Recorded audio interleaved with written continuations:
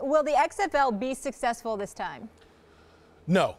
This whole thing reeks of political undertones. It really does. I mean, listen, when the XFL came out before, the first time, it was all about we're the anti-NFL in the fact of, we want to bring that gladiator mentality, entertainment, all this nonsense about, concussions and all those type of things. The hell with that. We want to be what the fans want. We want violence. Fast forward to the 2020 version of the XFL. Now it wants to be repackaged as wholesome. No criminals. Now, I'm not saying that there's nothing wrong with that, but also no kneeling. Everyone standing for the national anthem.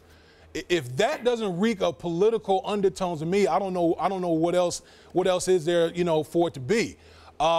Business. It seems like you're marketing to a niche crowd in the situation. That's what this whole thing is all about. It's not about trying to appeal to the masses. Yeah. This whole thing is about, what we've seen, whether it's true or not, declines in ratings. We've seen people talking about boycotting the NFL.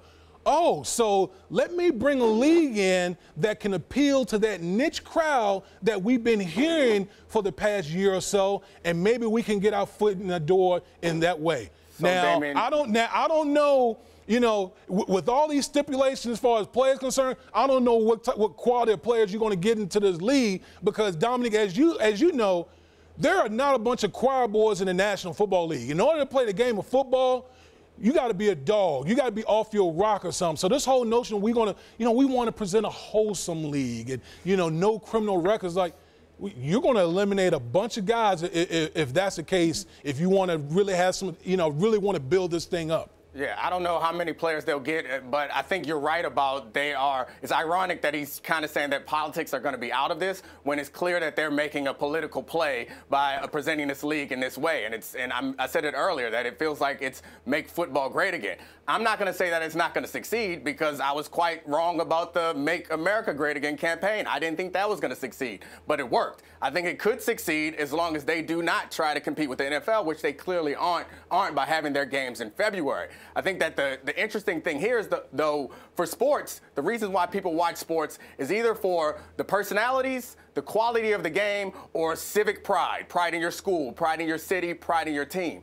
I don't understand how they're going to succeed if they're doing so much to tamp down on player personalities. Because no one's going to watch this because the quality is great. Because I strongly doubt that all of a sudden they're just going to have a product that's better than the NFL or better than college football. No one's going to watch this because they have some sort of civic pride or allegiance to their college or team, because these teams are just made up out of thin air this year. So the only way that they can win, I think, is on personality. So I think that their strategy is not it's not congruent. It's in conflict. They need to raise up these personalities, but they also want to tamp down these personalities. To me, it doesn't make sense. I think that as a strategic model isn't gonna work. However, they do have the advantage of Vince McMahon owning all the teams, which is kind of like the MLS model, where they can pay the rank and file players next to nothing because they just want to play, and then they could severely overpay the top players. They could attract big players from the NFL and from college because they could be willing to pay them $20 to $40 to $50 million, similar to how MLS does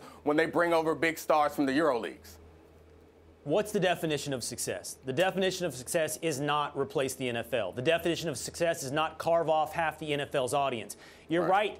You're right, Damien. It's a niche audience, but what I think you're wrong about is how big is that niche. Success will be finding that audience and turning a profit with it. And I'm not going to be one who wants to bet against a billionaire who's created a multi-billion-dollar sports and entertainment company in Vince McMahon. It's a bad bet. By the way, the fact that he failed once before makes it a worse bet. I don't think his failure is something that's going to weigh him down. I think it's going to be something he learns from. I think it's a trampoline to success. Now, back to this idea of politics. I'm sorry, Damien. You know what I hear? I hear business. I don't hear politics. I hear business. And this is going to be a fundamental divide here. The thing is, if you created a list, if you did like a public opinion poll of the NFL, my suspicion is public complaints about the NFL would read something like too involved in politics, too involved in social issues. We're talking about not for 100% of the audience, but things that are there weighing on the NFL's total audience. Some great percentage. politics being involved, the game softening, stars not on the field, something like that. Those are all the things he addressed. He addressed, except for that last one, by the way, which we can come back to, he addressed having a politics-free league. And you read that as being political. You read an attempt to be free of politics as political. And I'm here to tell you, I don't think that's how people are going to read it. They're going to go, yeah, you know what? I want my sports free of that stuff. I want my entertainment free. But you know what, Will? But that's exactly what I'm talking about. The way you see it and the way other people see it, that instead you're not getting the whole pie. You're just getting a little sliver of the pie because you see it one way, I see it another way. So that's what I'm talking about in this situation. Well, the question is, Damian.